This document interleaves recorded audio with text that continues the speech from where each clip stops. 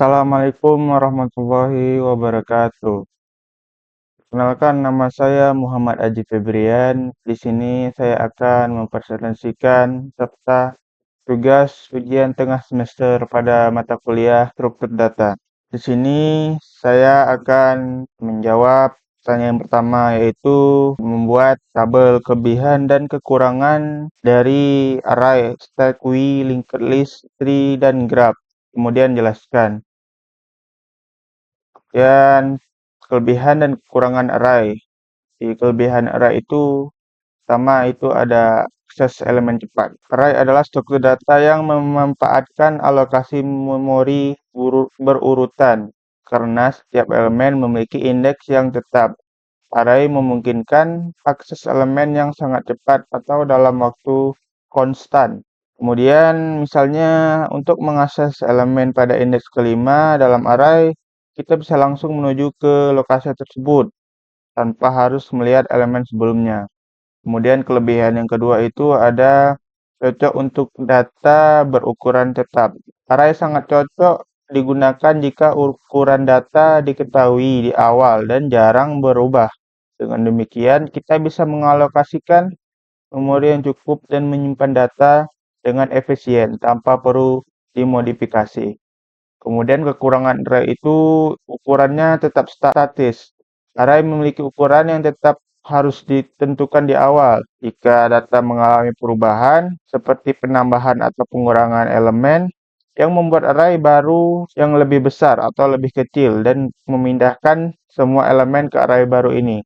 Kemudian kekurangan yang kedua itu ada array itu beroperasi insert atau delete lambat. Operasi insert atau delete lambat untuk menyisipkan atau menghapus elemen di array. Diperlukan pergeseran elemen yang lain. Misalnya jika kita ingin menambahkan elemen di indeks kedua, maka kita harus menggeser semua elemen mulai dari indeks kedua ke belakang agar ada ruang bagi dan tidak efisien jika array berukuran besar. Kemudian kekurangan array yang ketiga itu ada tidak efisien untuk data dinamis. Karena ukurannya yang tetap, array tidak praktis untuk kasus di mana data sering bertambah atau berkurang. Jika data dinamis struktur data untuk yang lain seperti linked list, mungkin itu lebih efisien daripada array. Kemudian kelebihan dan kekurangan stack. Yang pertama itu implementasinya sederhana. Stack adalah suatu data dengan prinsip LIFO, yaitu last in first out. Yaitu elemen terakhir yang dimasukkan adalah yang pertama kali dikeluarkan. Prinsip ini kemudian diimplementasikan stack dengan operasi yang hanya melibatkan penambahan atau push dari penghapusan pop di bagian atas tumpukan. Kemudian kelebihan kedua itu cocok untuk operasi tertentu. Stack berguna untuk banyak situasi seperti pengelolaan memori dalam pengambilan fungsi undo dalam aplikasi atau algoritma rekursif. Contohnya saat memanggil fungsi secara rekursif. Setiap panggilan fungsi disimpan dalam stack di memori dan ketika fungsi selesai, nilai disimpan terakhir diambil kembali. Kemudian kekurangannya itu aksesnya terbatas karena stack hanya mengizinkan akses ke elemen di atas atau terakhir yang diinputkan. Yang berarti untuk mengambil elemen di tengah, kita harus mengeluarkan semua elemen di atas terlebih dahulu. Kemudian kekurangan yang kedua itu ada tidak efisien untuk akses random. Nah, ini karena hanya bisa mengakses elemen teratas. Stack tidak cocok untuk kasus di mana kita perlu mengakses elemen di tengah atau dasar stack, sehingga tidak praktis untuk akses acak atau random access. Kemudian kita ke QUI. Kelebihannya yaitu cocok untuk operasi FIFO. Karena QUI mengikuti prinsip FIFO, first in first out, yaitu elemen yang pertama masuk adalah yang pertama keluar. QUI sering digunakan untuk dalam pengelolaan proses seperti antrian customer service atau tugas yang harus dijalankan dalam urutan kedatangan. Kemudian kelebihan yang kedua itu dapat disesuaikan dengan variasi. Di sini QUI memiliki variasi seperti circular QUI atau untuk memaksimalkan penggunaan ruang dengan membuat QUI meningkat. Kemudian prioritas QUI ini yang mengatur elemen berdasarkan prioritas dan DQI yang mengizinkan penambahan dan penghapusan di kedua ujung. Kemudian kekurangannya yaitu aksesnya terbatas.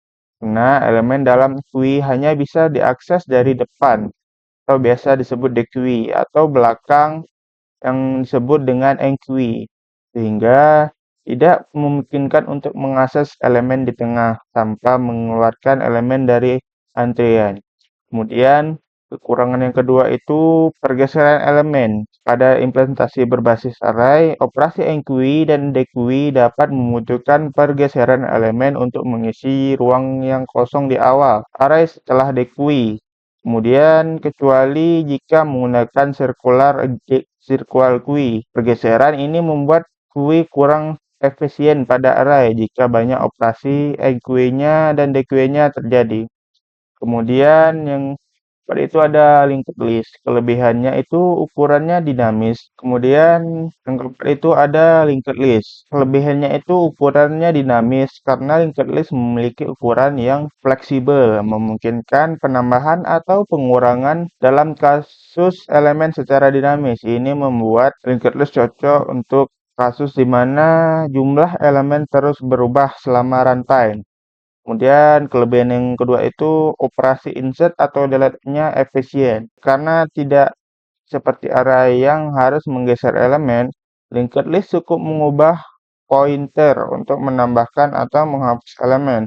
Misalnya, menambahkan elemen di tengah dengan linked list cukup dengan mengubah pointer dari elemen sebelumnya mengarah elemen ke baru. Kemudian kekurangan yang pertamanya itu aksesnya lambat karena linked list tidak memiliki indeks atau akses langsung ke elemen. Untuk mengakses elemen di posisi tertentu, kita harus melalui elemen satu persatu dari awal yang membuat waktu akses lebih lama. Kemudian kekurangan yang kedua itu memerlukan penyimpanan tambahan untuk pointer. Selama setiap elemen atau node dalam linked list menyimpan alamat elemen berikutnya yang memerlukan memori tambahan. Jika datanya kecil, penyimpanannya tambahannya untuk pointer dapat menjadi signifikan. Kemudian kekurangan yang ketiga itu implementasinya lebih kompleks karena mengelola linked list lebih rumit daripada array karena harus memastikan pointer mengarah dengan benar.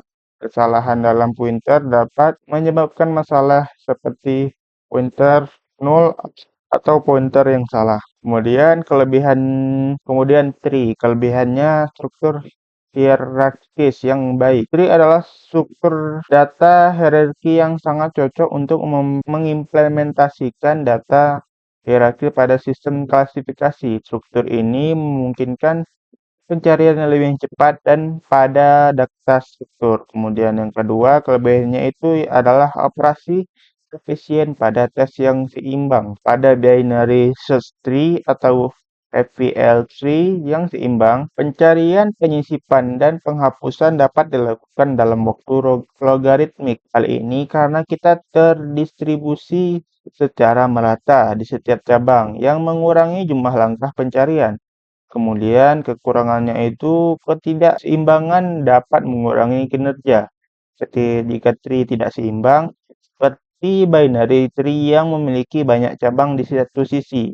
Kinerja tree dapat turun hingga dalam pencarian ini karena struktur tidak terdistribusi merata. Kemudian kompleks implementasinya lebih tinggi. Tree memerlukan pengelolaan yang lebih rumit, terutama untuk menjaga keseimbangan pada pohon seperti AVL atau Red Black Tree. Memastikan struktur tetap seimbang membutuhkan logika tambahan dan terkadang membutuhkan algoritma perhitungan yang kompleks.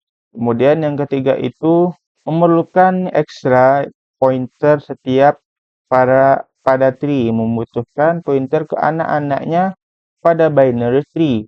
2 pointer. Hal ini membutuhkan memori tambahan terutama pada tree dengan banyak node. Kemudian yang terakhir itu ada graph. Kelebihannya yang pertama itu fleksibel untuk hubungan kompleks. Graph sangat fleksibel karena kan dalam mempresentasikan relasi yang kompleks seperti jaringan komputer, media sosial, atau peta. Setiap node atau vertex dapat terhubung ke satu lebih node lainnya tanpa batasan jumlah arah koneksi. Kemudian yang kedua itu cocok untuk algoritma pencarian jalur karena grade sering digunakan dalam algoritma pencarian jalur seperti Breadth First Search atau BFS atau Deep First Search atau DFS yang dapat digunakan menemukan jalur antara dua node, mencari keterhubungan antara menemukan lintasan terpendek. Kemudian kekurangannya itu memerlukan banyak memori karena representasi graph dengan adjacensinya matriks membutuhkan banyak memori, terutama jika ada banyak edge atau di antara nodes. Pada adjacensinya matriks, setiap node berpasangan dengan node lainnya yang menghasilkan matriks dengan ukuran yang lebih node. Kemudian kekurangannya kompleks implementasinya tinggi. Karena struktur graph lebih kompleks daripada struktur data linear, setiap edge antara nodes harus dipertahankan dengan hati-hati, terutama dalam kasus di mana graph ini memiliki banyak node dan berhubungan. Selain itu, beberapa algoritma seperti pencarian jalur terpendek memiliki waktu komputasi yang lebih tinggi. Kemudian saya akan menjelaskan perbedaan antara array dan list dalam Python. Array dalam Python, array yang hanya dapat menyimpan elemen dengan tipe data yang sama. Array biasanya lebih efisien dalam hal penggunaan memori dan performa ketika beroperasi dengan elemen bertipe data tunggal.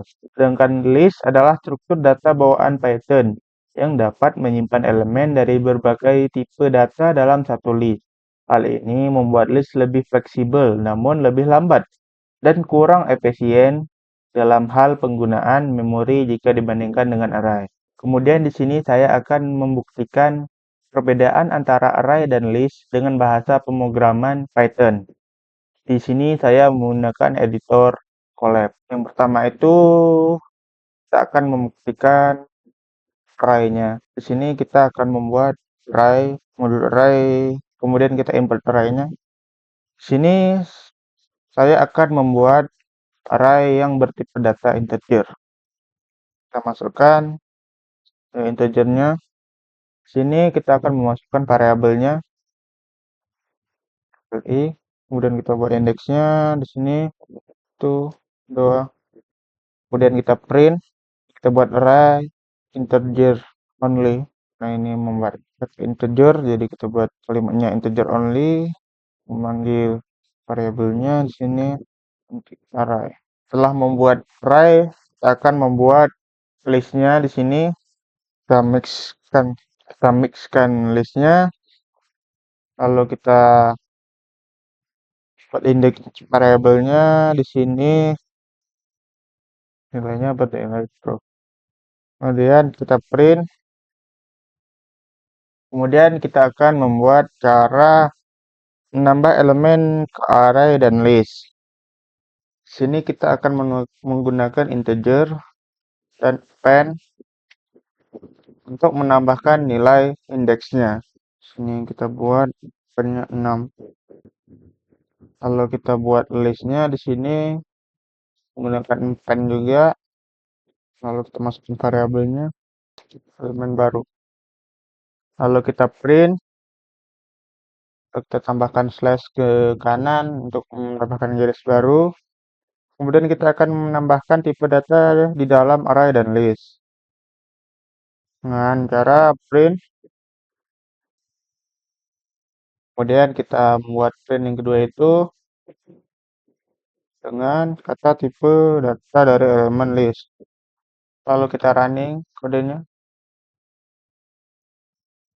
Maka hasilnya arraynya integer only, lalu dengan indeks i sini 1, 2, 3, 4, 5.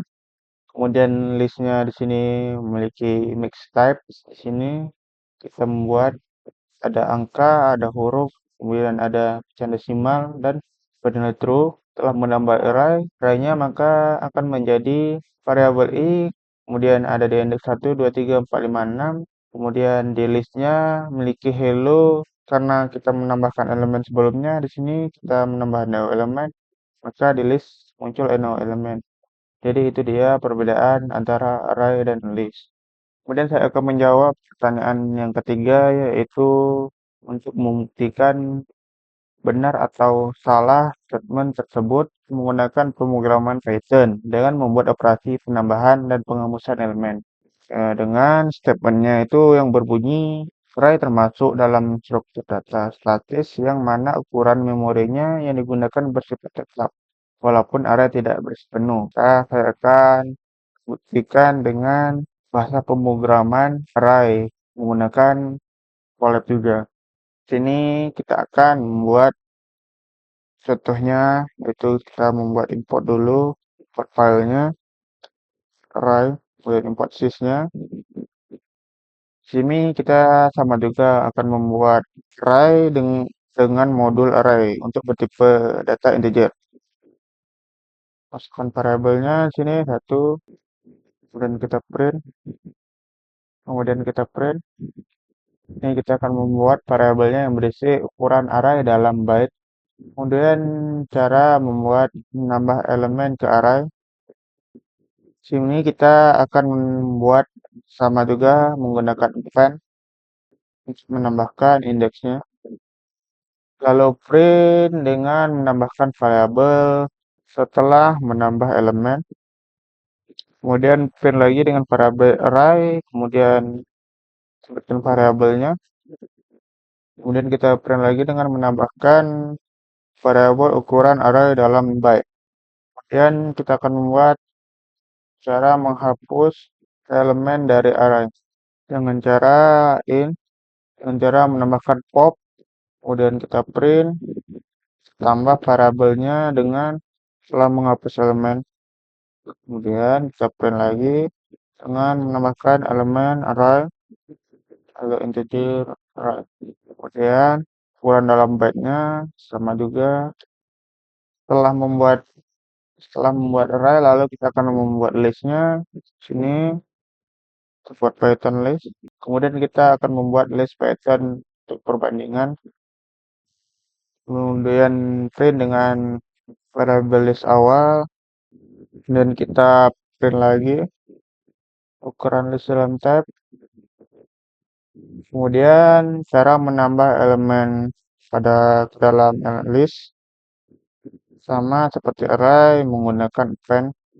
Kemudian print. Kemudian kita akan membuat cara menghapus elemen dari list. Gunakan sama seperti array, yaitu pop. Kemudian kita print.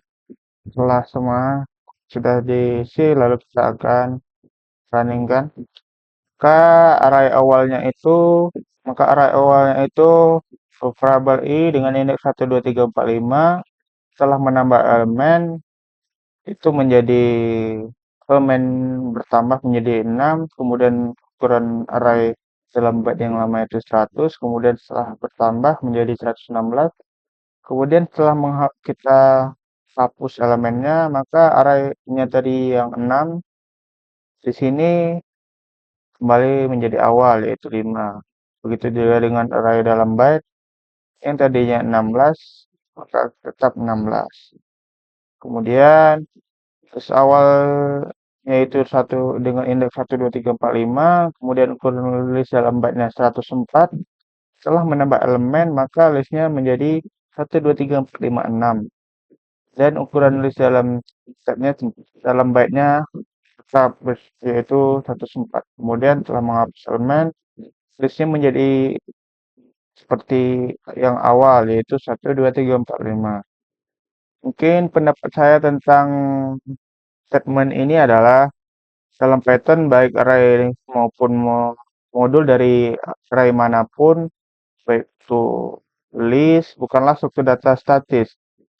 Keduanya memungkinkan operasi penambahan dan penghapusan elemen.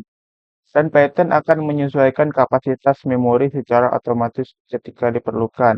Dalam bahasa lain seperti C atau Java, array adalah struktur data untuk statis di mana ukuran tidak dapat diubah setelah dideklarasi atau cetuskan. Tetapi Python mengimplementasikan array dan list sebagai struktur data yang lebih fleksibel dan dinamis.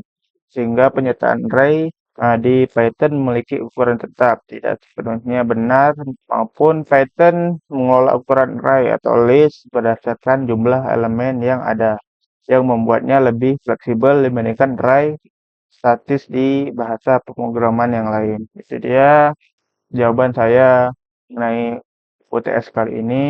Lebih dan kurang saya mohon maaf. Saya akhiri. Assalamualaikum warahmatullahi wabarakatuh.